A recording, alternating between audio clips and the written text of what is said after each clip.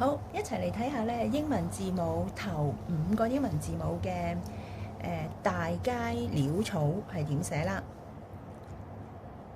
？A B C D E。好，喺單行咧，佢哋係咁寫嘅。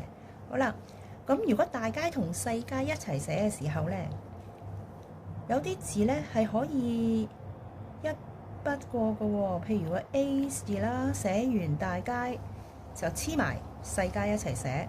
譬如個 B 呢個字都可以嘅喎，但係有啲就唔得啦。譬如個 cap 字啦，cap C A B 就要分開啦，就黐唔埋啦。